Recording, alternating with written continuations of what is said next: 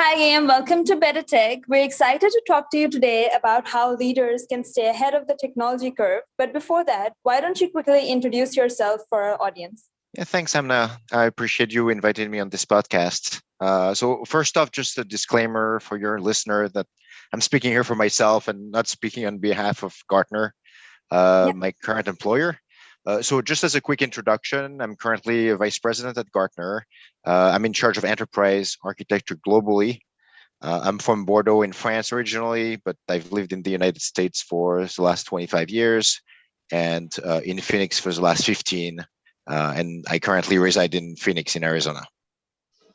Right. So, Games, first things first, how did you get into the leadership position that you're in right now, and how would you define that journey? So I've been in technology ever since college. Originally, I studied telecom and engineering school in France, then moved to the US to go to grad school at MIT, where I studied AI and video technology at the Media Lab. And while I was there, which was at the beginning of the dot-com era, I also got interested in startups and was a semi-finalist of the MIT entrepreneurship competition. After MIT, I joined another startup called VideoShare, which developed a technology that was a precursor to YouTube, for which we were awarded several patents.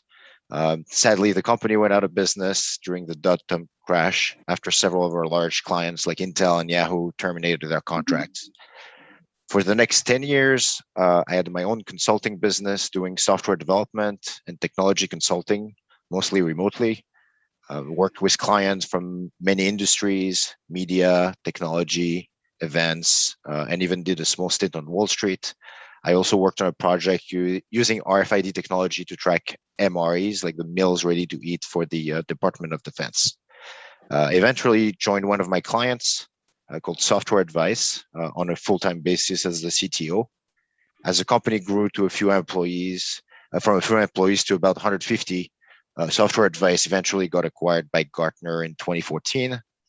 I initially stayed on as CTO for about a year and then moved over to the enterprise architecture team, which I'm currently leading. So I'd say it's been a very rewarding and nonlinear journey with some failures, some successes, and wide range of experiences across various industries. So you mentioned that you worked in a startup. Yes, I worked in several startups prior to Gartner. So is there something that you missed about the startup culture? I'm guessing obviously there's quite a distinction between a startup culture and the culture that there is in an enterprise. So is there something that you miss?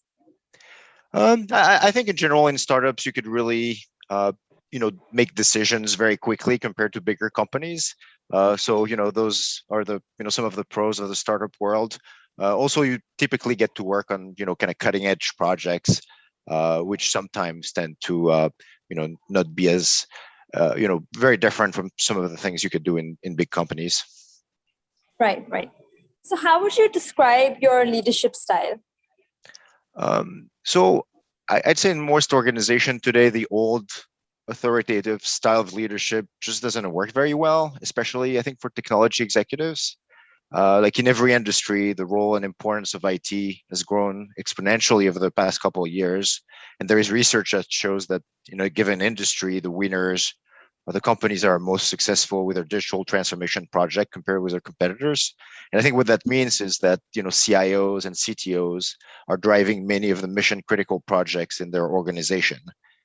And you can't be a successful technology leader if you go at it alone.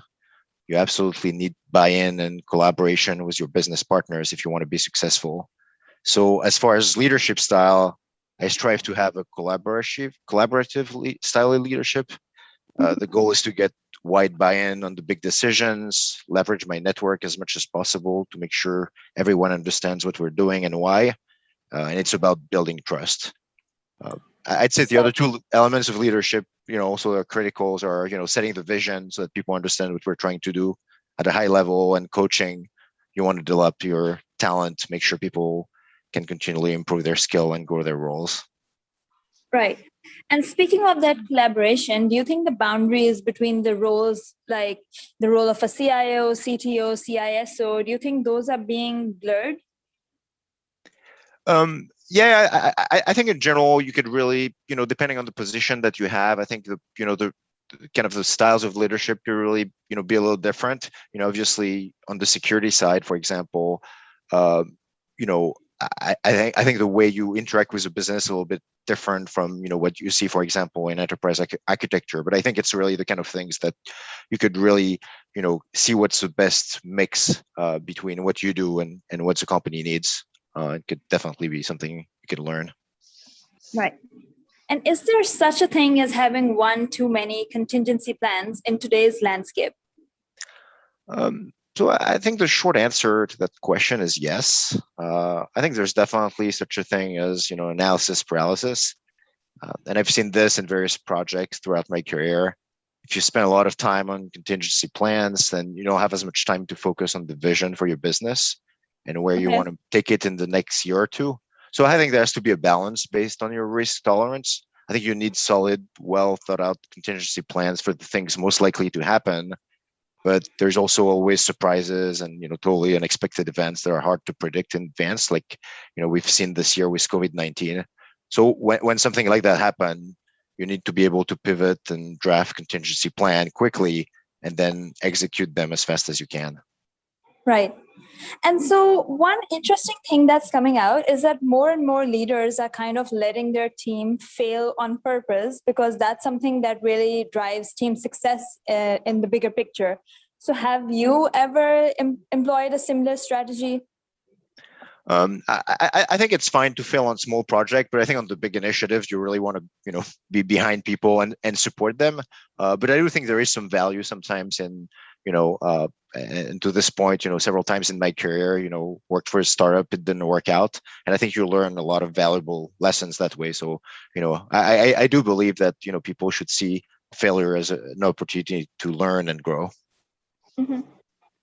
So coming right to the heart of the topic, what are 5 ways in which leaders can stay ahead of this technology curve? Yeah, so that's a great question. I think in technology, especially, the pace of change keeps increasing. So, how do you keep up? So, the first probably easiest way is to read, tech news on a regular basis. There are lots of great blogs out there, or you could follow some of the folks that are working on projects you're interested in, on Twitter, social media. Personally, I'm also a big fan of podcasts, especially when I'm driving. Right. Listen to a little bit of everything: crime, tech, sports, entrepreneurship. But with so many great choices to pick from, including better tech, you could pick, particular topic of interest or story you're interested in tech and listen to that.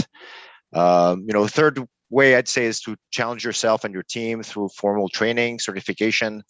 This is something that we do with my team every 6 months or so. We pick up a topic, and we take a course or certification or a learning and development goal. So sometimes it's technical in nature, like say an AWS certification or a course in Kubernetes, and sometimes it's more focused on leadership or effective communications. Mm-hmm. And I love the fact that those things, those classes allow you to stay hands-on and practice. Another very effective way to stay in touch with what's happening in the industry is to leverage your network, see what some of your ex-colleagues are working on, especially folks in startups. There's always lots of fun and exciting new projects going on there. And then finally, and maybe this is a little bit of a shameless plug for my company, Gartner, but I strongly suggest subscribing to our research or attending one of our conferences. It's a great way to keep up with the trends in the IT industry and network with other IT executives. Okay. And do you feel that technology leaders today are getting more creative, or are they relying more and more on technology itself to solve complex business problems? So it's a little bit of both, frankly. Like in chess today, the most difficult opponent to beat isn't the best computer program in the world, and it's not the reigning world champion, Magnus Carlsen. What's even harder to beat is a grandmaster paired with a chess engine like Stockfish. So it's that combination of human plus machine is, what's really gives the best results overall. And I think solving complex business problems is the same thing. It's usually best solved by a mix of human creativity and technology. Right. So we know that last year and this year, companies globally have been trying to navigate through the pandemic and navigate through the disruption. So is there something you would have done differently when trying to navigate disruption? Um, I think oftentimes there's this thinking that, in times of uncertainty, it's best to focus on cost reduction and operational efficiencies. And on the surface, that makes sense, right? The analogy there is that we'll sit tight until the storm has passed. But in my opinion, and this is a wrong analogy. I think technology leaders should instead embrace the disruption to reevaluate their priorities and optimize the value they provide to the business. Uh, some of the best startups, like Microsoft, Apple, Airbnb, Uber, they've all been created during recessions. And I think in the same vein, leaders should use disruption to make smart and disciplined investment and explore new ideas. And they'll come out of the crisis stronger, more focused, and then more aligned with the business than before. So that'd be my suggestion for for folks trying to navigate things like the pandemic. Okay. So what's one business lesson that you learned recently that has really made you change your approach towards team management? So for me, COVID-19 has really driven the point home that communication is really, really important, but it's also really hard to do well. I think with the pandemic, we've had to adjust to everyone working from home.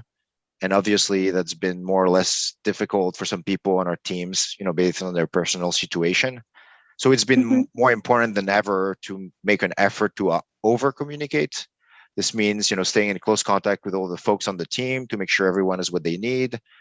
Check in to make sure that they're doing well, physically, mentally, that their families and relatives are okay.